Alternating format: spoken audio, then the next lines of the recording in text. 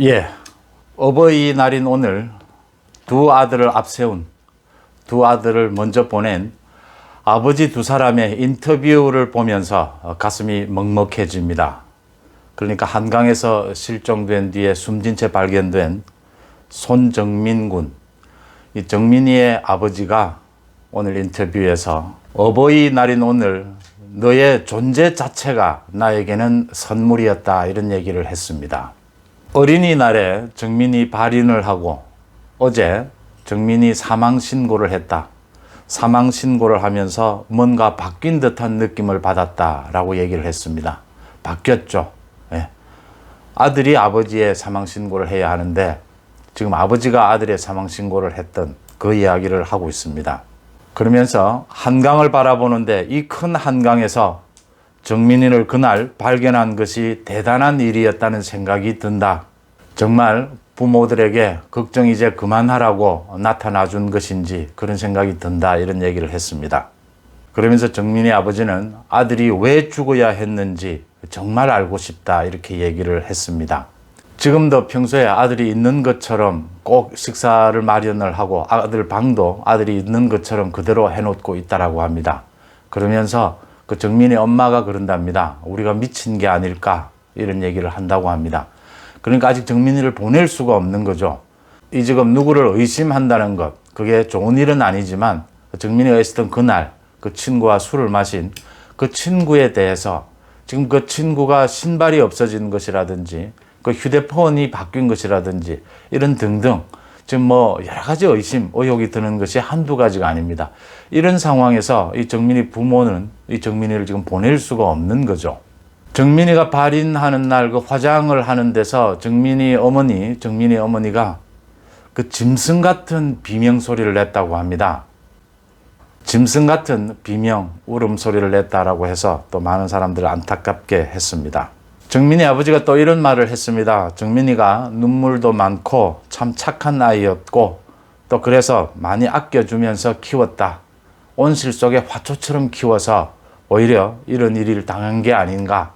그게 오히려 독이 된 건 아닌가. 이렇게 그 안타까운 이야기를 했습니다.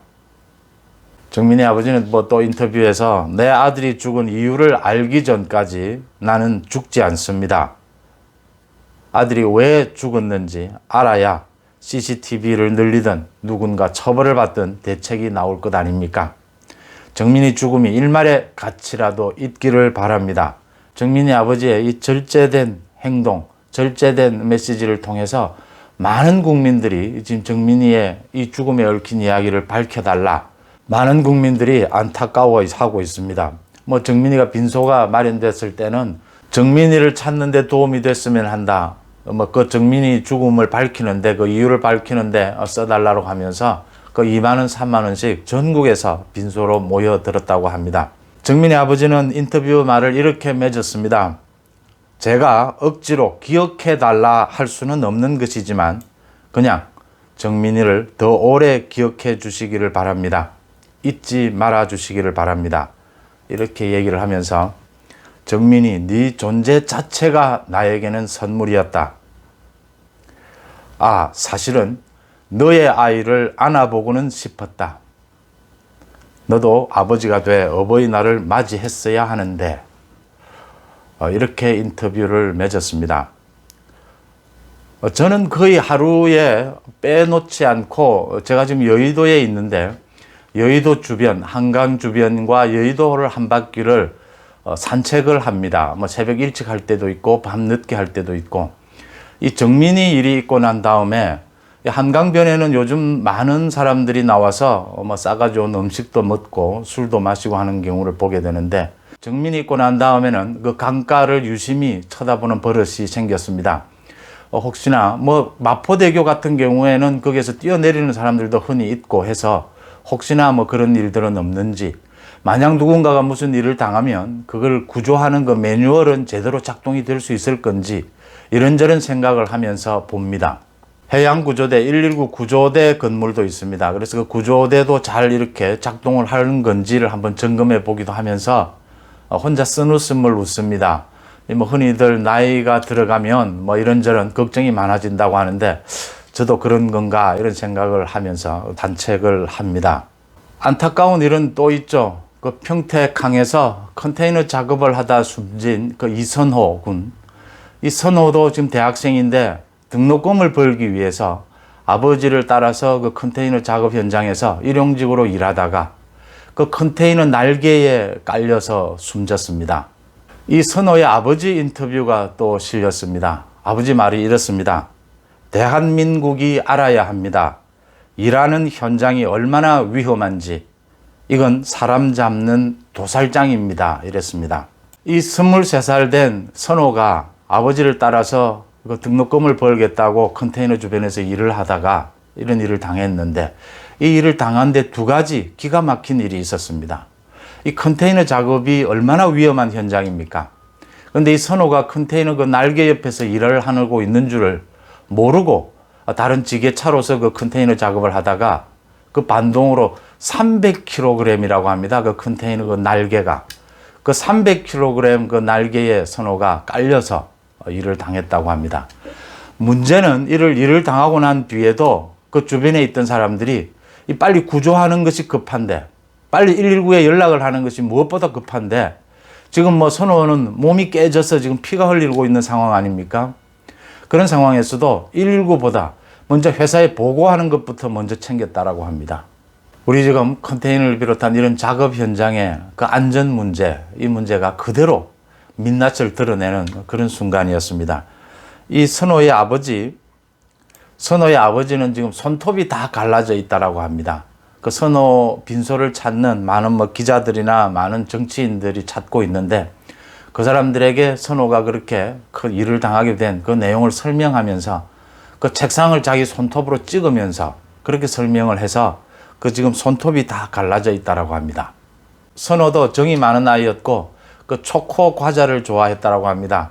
선호의 빈소 그 영정 사진 앞에 선호의 누나들이 초코 과자를 나란히 놔놓고 있다고 합니다. 그것마저도 참 보는 사람들의 마음을 짠하게 하고 있다라고 합니다. 지난 70년간 우리가 남북을 대치하고 있는 이런 상황 속에서 이제 북한에 핵을 개발한 북한과 대치하고 있는 이런 상황, 외국에 나가면 외국인들이 그럽니다. 도대체 그 한반도에서 그런 상황에서 불안해서 어떻게 사느냐, 이런 이야기를 우리가 듣죠. 우리가 지난 70년간 이런 상황 속에서도 우리 사회를 좀 더 안전하고 좀 더 믿을 수 있는 사회로 만들기 위해서, 또 그러려면 국민 의식도 많이 높아져야 하고 충분한 경제력도 있어야 한다. 그래서 정말 허리띠를 졸라매고 이 경제력도 좀 어느 정도 만들고 또 우리 국민 의식도 많이 높아졌지 않습니까? 그래서 이제는 정말 우리 사회가 좀 탄탄한 사회가 되었다, 이런 생각을 많이 합니다. 그런데도 한 번씩 이 선호와 같은 이런 사고 소식을 접하게 되면 벽에 부딪히는 느낌을 받습니다. 아직도 멀었나? 아직도 우리 사회가 이 정도밖에는 되지 않았나? 이런 생각을 할 수밖에 없습니다. 정민이와 선호 아버지의 그 인터뷰를 보면서 또 정민이 그 어머니가 정민이가 화장하는 날 그 짐승 같은 피울음을 울었다라는 그 소식을 들으면서 학창 시절이었습니다. 학창 시절에 교과서에 나왔던 수필이었습니다. 그 유달령 선생, 수필가였죠. 유달령 선생의 슬픔에 관하여라고 하는 그 수필이 기억이 났습니다. 그래서 인터넷을 통해서 유달령 슬픔에 관하여라고 하는 그 수필을 제가 한번 찾아봤습니다. 그 수필이 이렇게 시작을 합니다. 사람의 일생은 기쁨과 슬픔을 경위로 하여 짜가는 한 조각의 비단일 것 같다, 이렇게 얘기를 합니다. 이 수필의 내용이 그 아들이 불치병에 걸려서 의사로부터 불치병 선고를 받고 아들을 먼저 보내야 했던 그 아버지의 느낌을 표현한 수필이었습니다. 수필 중간에 그 아들이 불치병에 걸렸다, 어쩔 수가 없는 상황이다라고 하는 그 의사의 선고를 받는 그 순간을 묘사하는 장면이 나옵니다. 그러니까 부모가 돌아가셨을 때 천붕, 하늘이 무너진다. 천붕지통이라고 했죠. 하늘이 무너지는 아픔이라고 하는데, 부모님이 돌아가셨을 때 정말 그 말이 맞는 말이라는 걸 느꼈다. 근데 아들이 이렇게 불치병에 걸려서 먼저 보내야 했던 이 상황, 천길 낭떠러지 밑으로 떨어지는 슬픔을 주체할 수 없었다. 이렇게 했습니다. 이 유달령의 슬픔에 관하여 라는 수필 마지막 장면은 이렇게 맺습니다. 신이여 거듭하는 슬픔으로 나를 태워 나의 영혼을 정화하소서. 신이여 거듭하는 슬픔으로 나를 태워 나의 영혼을 정화하소서.